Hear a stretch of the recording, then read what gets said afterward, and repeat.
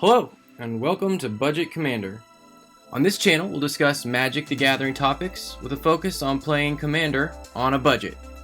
We'll cover things like deck building, top cards, deck techs, and more. Let's get started. Hello friends, today we have a 4-player free-for-all Budget Commander gameplay video for you.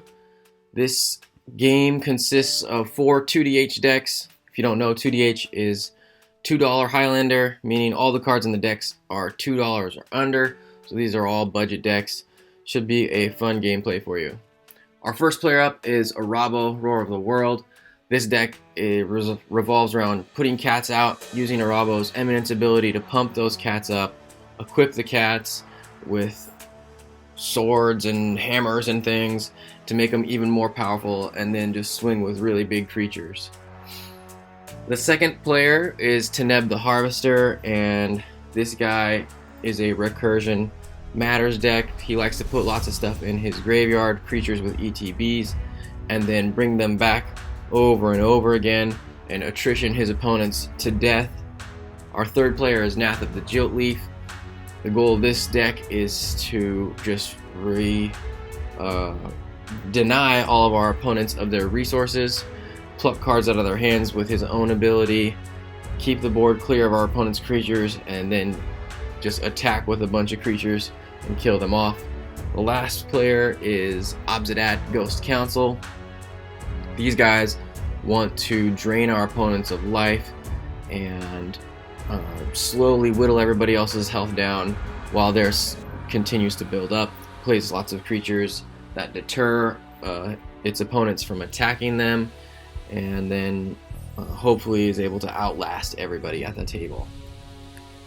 Arahbo starts off by playing a Plains and passing the turn to Teneb, who puts a swamp onto the battlefield, and passes to Nath, who follows suit by playing a swamp of his own, and then Obzedat does the exact same and plays his own swamp. Back to Arahbo, who puts a forest onto the battlefield, casts Farseek, and gets himself an extra Plains. Passes to Teneb, who plays a forest. Nath is a big copycat and puts another forest himself onto the battlefield. Passes the turn to Obzedat, who then plays a Plains. Notice we see a bunch of basic lands so far at this point, which is unusual. Obzedat then plays the Mind Stone, which helps ramp him out a little bit. Passes to Arahbo, who plays another forest, and then casts the Phantom Tiger, who enters with 2+1/+1 counters, making it a 3/2. Teneb then puts Tainted Wood onto the battlefield and casts Catacomb Sifter, which brings along a Scion friend with him. Nath then plays Golgari Guildgate and passes the turn to Obzedat, who must be a little bit land screwed because on turn 3 he's putting out Temple of the False God, and then he sacks his Mind Stone to draw himself another card. Passes to Arahbo, who puts the Loxodon Warhammer out, and then uses his Eminence trigger on the Phantom Tiger, pumping the Phantom Tiger up. Now it's a 5/4, and then attacks Nath for 5 damage. Sorry, 6. It's a 6/5. Attacked for 6 damage. And then second main phase puts Selesnya Sanctuary onto the battlefield, bouncing a Plains to his hand. On Teneb's turn, Teneb plays a Swamp and then attacks Nath for another 3, bringing him down to 31. And then puts a Swamp onto the battlefield for Nath, and Nath puts Ondu Giant onto the table, giving him a blockers at least for Teneb's creatures. Then we see a Caves of Koilos from Obzedat, who casts Kaya's Guile. This is a new card from Modern Horizons, which seems really good, forcing each opponent to sacrifice a creature and exiling everybody's graveyards. I probably would have gained 4 life here, but exiling graveyards is always good. Catacomb Sifter gets a death trigger off of it and gives Teneb a scry. Otherwise, everybody loses a creature. Passes the turn to Arahbo, who plays Plains, and then Arahbo comes out onto the battlefield himself. Then it's Teneb's turn, who plays a Tranquil Garden, luckily giving him the white that he's needed or hasn't had access to. And then Teneb plays Kodama's Reach, helping ramp him out a little bit, and attacks Nath for 2 with his Catacomb Sifter, bringing Nath down to 29. Nath then plays a Forest and casts Siphon Flesh, forcing Arahbo and Teneb to sack their creatures, and Nath is going to get a couple of 2/2 zombies out of the deal. Then we see Obzedat play a Vampire Nighthawk. He does have to use his Caves of Koilos for a swamp, which dings him for 1, bringing himself down to 39. Arahbo plays a Forest, and again puts himself onto the battlefield, this time playing for his Commander Tax. Teneb then plays a Plains and casts Demon of Dark Schemes, forcing Nath to lose his zombies. The demon gets a couple of energy, and then we see Nath put a swamp onto the field and bring himself onto the battlefield. We go to Obzedat's turn, who immediately goes to combat and attacks Arahbo for 2, bringing Arahbo down to 38 and himself up to 41. He then plays Blind Obedience, slowing down everybody else's game plan and giving him some extort goodness. Arahbo then plays a Forest, and lacking anything else good in his hand, casts Soul's Majesty, giving him 5 cards. And with those 5 cards, he plays Kodama's Reach, ramping him out a little bit, and then attacking Nath for 5, bringing Nath down to 24. And then Arahbo has to go to clean up and discard 2 cards, which triggers Nath and gives him a couple of elf tokens. Teneb begins by going directly to combat and attacking Arahbo for 5 with his demon, bringing Arahbo down to 33. Second main phase, he brings himself onto the battlefield, which is going to start recurring some stuff soon, should it survive. Moving to Nath's turn, he triggers his own ability, forcing Obzedat to randomly discard End Hostilities, which seems like a pretty good hit. Also gives him another Elf Warrior. He then plays a Swamp for turn, casts Ravenous Chupacabra, targeting Teneb the Harvester, which then triggers the Demon of Dark Schemes, giving it another energy. And then we see Nath attack Arahbo with everything, bringing Arahbo down to 27. Second main phase, Nath will cast Merciless Executioner, forcing everybody to sack a creature, and then he trades in his Elf Warrior for this 3/1 Orc Warrior. Passing the turn to Obzedat, who plays a Swamp, and then extorts Rout, blowing up Nath's battlefield and gaining him 3 life, and draining his opponents each for 1. We then see a Plains hit Arahbo's battlefield, and he then plays Jedit Ojanon of Ephraza. This guy has Forest Walking. He's a 5/5, so he's going to be able to start hitting Teneb and Nath for 5 unblockable damage, and creating 2/2 cats that are also unblockable to those 2 players, which they are not a fan of. Casts Secure Tribe Elder after that, immediately sacks the Tribe Elder to fetch up another Plains, then plays Talisman of Unity, helping ramp him out a little further. Unfortunately, Arahbo doesn't get to do anything with Jedit because Teneb then plays Shriekmaw, destroying Jedit, sending it to the graveyard, and then casts Nezumi Grave Robber, which likes to have stuff in the graveyard, hoping it can flip and then bring its own other people's creatures back, or maybe its own creatures. Plays a Swamp, entering Nath's battlefield. Nath recasts himself, therefore he can hopefully start discarding stuff. Then we see Obzedat extort in a Treasury Thrall, which gives him more extort triggers, also can return things from his graveyard. Arahbo puts a Forest on the battlefield and again plays himself, as he just doesn't have any creatures, nothing he can give eminence to, so he is just hurting. He does play his Prowling Cephropod, which prevents all of his stuff from being countered, but nobody's playing blue, so it doesn't really matter here. We see Teneb cast a Whisper Silk Cloak, and then equip that cloak to his Shriekmaw and attack Obzedat for 3 unblockable damage, bringing him down to 44. And then we pass the turn to Nath, who triggers his discard ability. Obzedat randomly discards Blood Gift Demon, gets another hit off that, and gains an elf token. Then he plays a forest for turn and casts Ingaruk's Wake. In response, Teneb decides to exile Jadet Ojanon of Freza from Arahbo's graveyard so that he can't bring it back, which is a smart play, I believe. And then everybody's creatures get wiped, and Nath goes after the Teneb player, bringing his total down to 34. 4 of it is commander damage.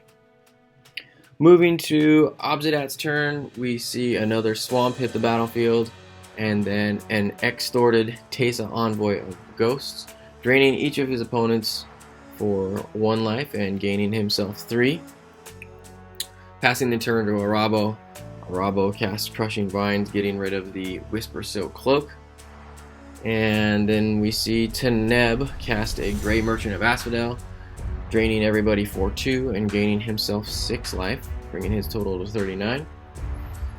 And then we see Nath once again target Obzedat, forcing him to discard Hedron Archive at random and getting another Elf Warrior out of it.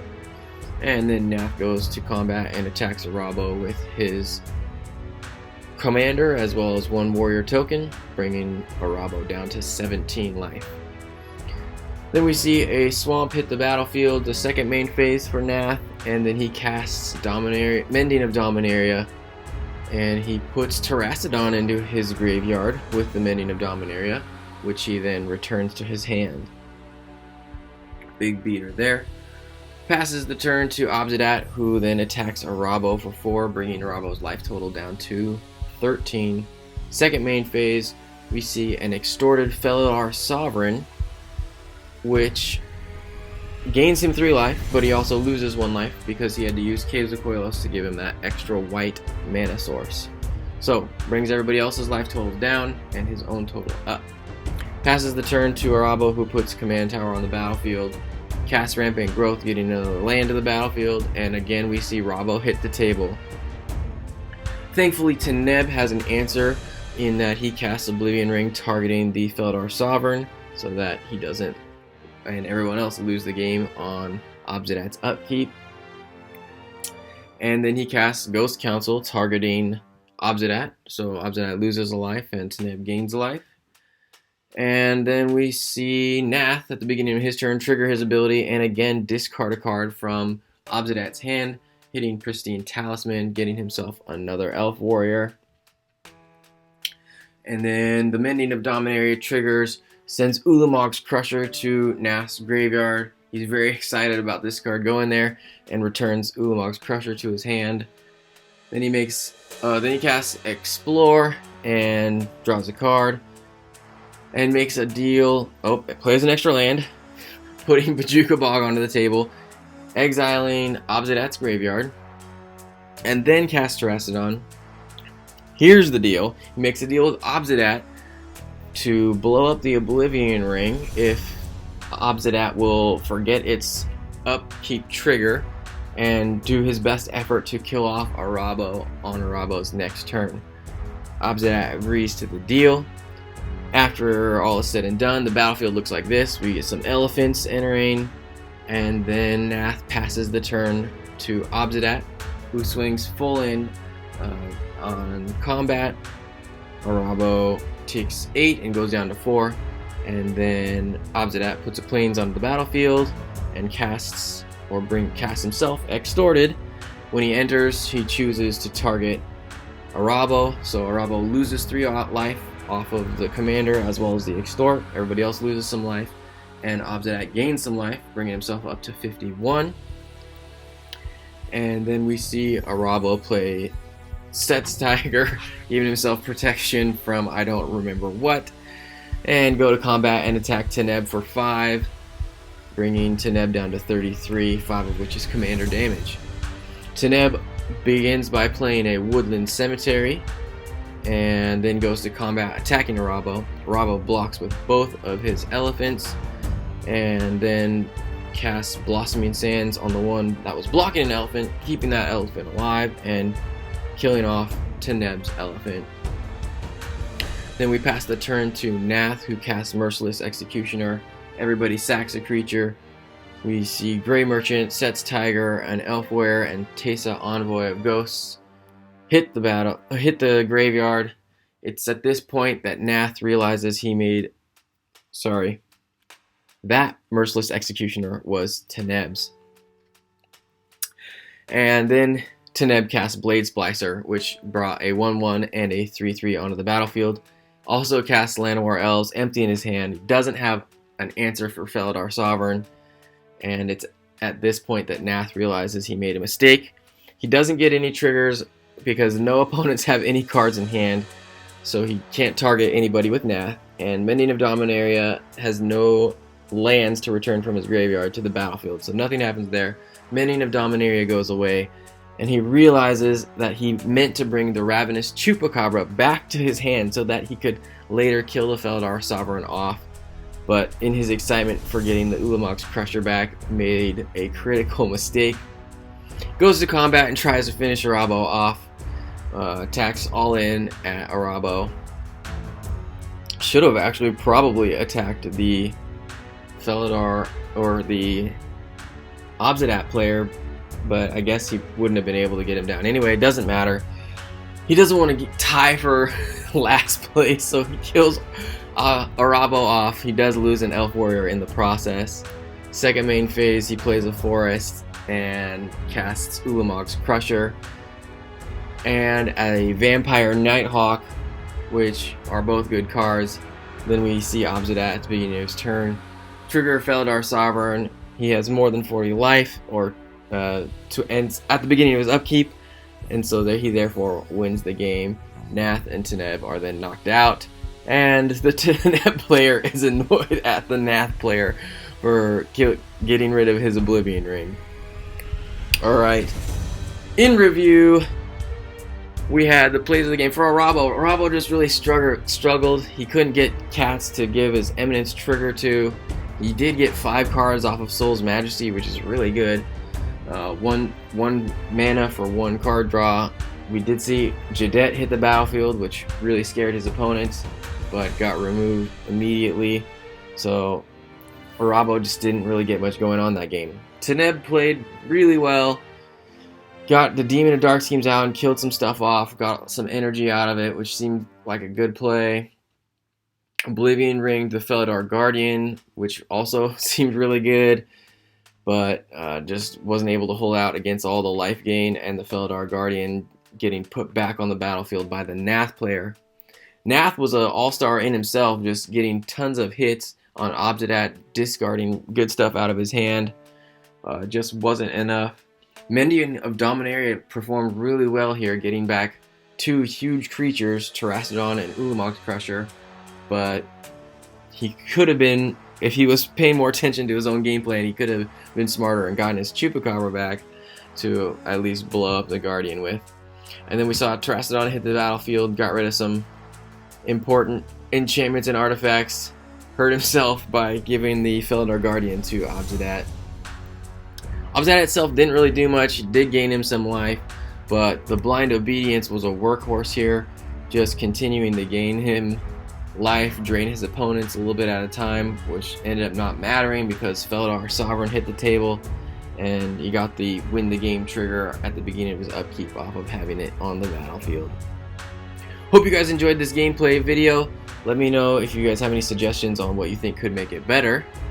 And next time we'll see Temet, Lycia, Scion of the Ur Dragon, and Saskia hit the battlefield and see how that game goes. See you guys next time. Peace. Thanks for watching. You can help support this channel by hitting that subscribe button. This will help keep you up to date on content from Budget Commander. If you liked the video, make sure you like the video. Leave me a comment with your thoughts on this topic. And if you think someone else could benefit from this video, feel free to share. Thanks for watching, and I'll talk with you next time.